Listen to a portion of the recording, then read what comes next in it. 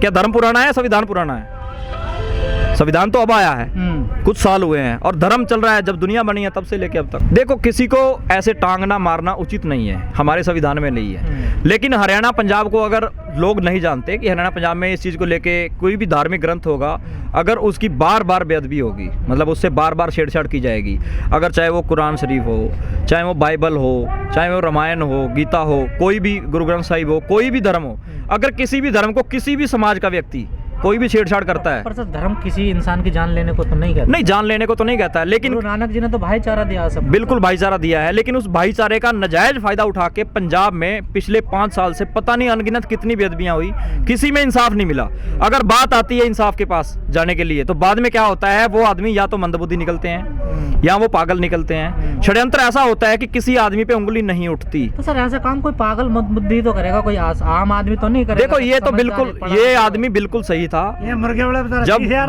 जब इस आदमी ने सारा कुछ करा, सब कुछ हुआ, उन्होंने आंखों देखा, उसके बाद आदमी को उन्होंने पकड़ने के बाद चलो उन्होंने हाथ काट दिया, उसका उचित नहीं था। लेकिन कहीं ना कहीं उनके अंदर मन में धर्म की बदनामी देखो, आप देखो, हर जो आदमी भगवान को पिता मानता है, अपने ग्रंथ को पिता मानता है, जो हमारे निहंग सिंह होते हैं वो गुरु ग्रंथ साहिब को पिता मानते हैं, और अगर आपके पिता की कोई बेअदबी करेगा, मतलब आपके पिता को 4 आदमी अगर उठा के गाड़ी में आपके सामने ले जाएंगे उठा के, तो क्या आप करोगे? आप थाने में भागोगे या पहले पिता को छुड़ाओगे?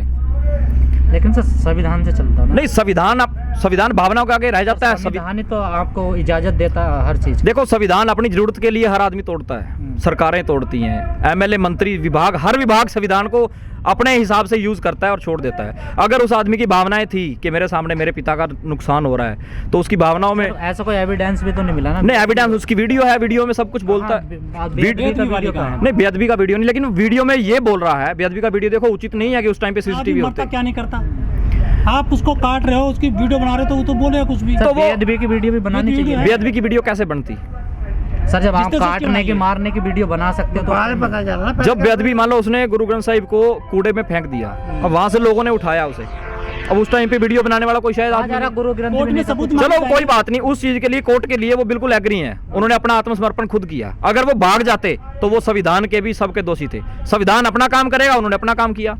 उन्होंने ये तक बात कही है कि अगर किसी भी धार्मिक ग्रंथ की देश में बेअदबी होती है तो उसको हम मारने के लिए आदमी को हम तैयार हैं, कि ये नहीं है कि हम सिर्फ सिखों के लिए हैं, पूरे देश में किसी की भी होती है, किसी भी धर्म के लिए।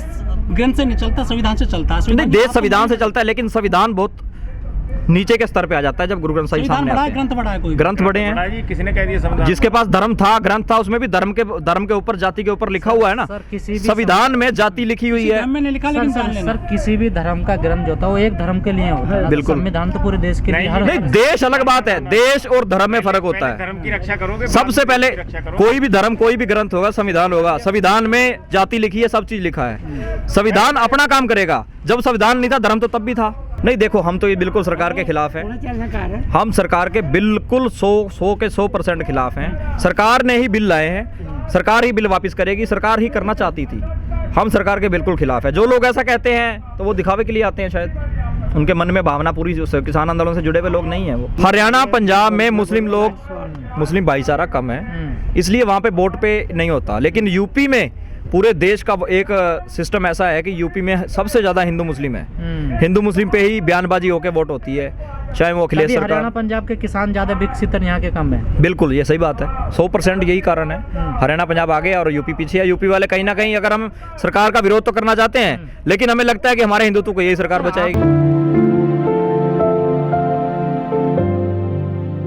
और यूपी में तो फिर भी कहीं ना कहीं अभी फर्क है, किसान इतना ज़्यादा विरोध में नहीं है जितना हरियाणा में है। हरियाणा और पंजाब में क्यों है सर फर्क? तो देखो, कहीं ना कहीं यही समझ लीजिए कि जो मेरठ, मुजफ्फरनगर, ये गन्ना बेल्ट है, वेस्ट उत्तर प्रदेश। हाँ, ये गन्ना बेल्ट है, और गन्ना बेल्ट होने की वजह से गन्ने के ऊपर जब बात आती है तो ये लोग बिल्कुल किसी की नहीं सुनते, और बाकी आंदोलन के साथ जुड़े हुए हैं। लेकिन यहाँ के नेता भी, अब उसने ना तो बयानबाजी यूपी में कोई ज़्यादा योगी जी कर रहे, ना ही कोई मंत्री कर रहा। हरियाणा पंजाब में बयानबाजी ज़्यादा होती है, इसलिए उनकी खिलाफत ज़्यादा है।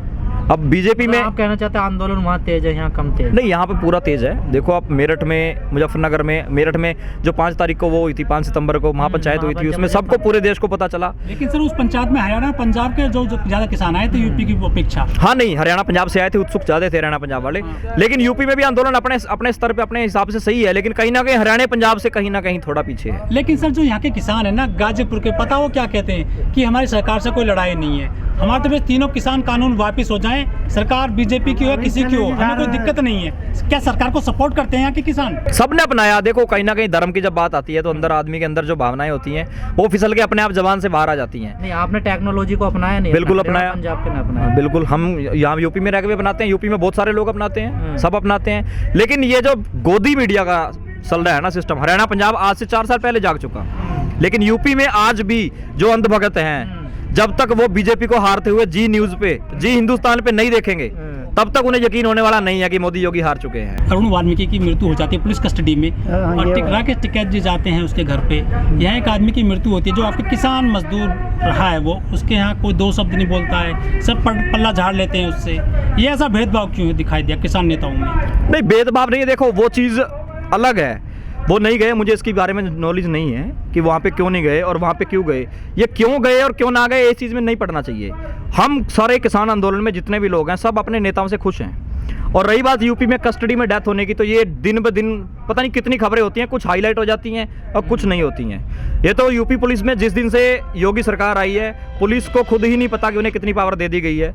आए दिन मृत्यु होती है, आए दिन हत्या होती है, और जितने भी इनकाउंटर होते हैं 99% इनकाउंटर नकली हैं। एक ही स्टोरी सब थानाओं की होती है कि फला पटरी से आदमी गुजर रहा था, पुलिस ने रोकने की कोशिश करी और बदमाश ने आगे से फायरिंग कर दी, पुलिस ने फायरिंग करी तो बदमाश की टांग में लगी। क्या बदमाश अपनी टांग सिर पे लेके घूमता है? अगर पुलिस को निशाना लगवाने के लिए, अभी 2 साल पहले की बात है, आगरा में एसएसपी साहब नए आए, उन्होंने थाने में जाकर निरीक्षण किया तो रिवॉल्वर लोड नहीं हुआ, इंस्पेक्टर से रिवॉल्वर लोड नहीं हुआ। यूपी पुलिस की इतनी हालत माड़ी थी। और आज की डेट में देखते हैं तो हर थाने में, हर चौराहे पे, हर जगह पे इनकाउंटर। किसी आदमी ने कभी मौके पे इनकाउंटर होते हुए आज तक नहीं देखा। वो तो योगी सरकार कह रहे हैं ना, ठोको। हाँ नहीं, पर बात गलत है ना, आने वाले टाइम में पता लग जाएगा। जब सरकारें चेंज होती हैं, पुलिस पे इंक्वायरी होती है, सब कुछ होता है। तो वो संविधान से ऊपर हो गया क्या? योगी की बात संविधान से? अब योगी जो मान लो ठोको वाला बयान था, चाहे राम मंदिर को बनाने वाला बयान था, चाहे किसी की टोपी के ऊपर बात बोलना, किसी चीज के ऊपर बोलना, वो संविधान को सामने रख के थोड़ी बोले जाती हैं। संविधान को तब वो भी तो अपने हिसाब से यूज करके छोड़ देते हैं। अब वो जो मान लो हमारा मंत्री था, यूपी सरकार का मंत्री, जिसके अजय मिश्रा, जिसके लड़के ने, उन्होंने संविधान की क्या इज्जत रखी है?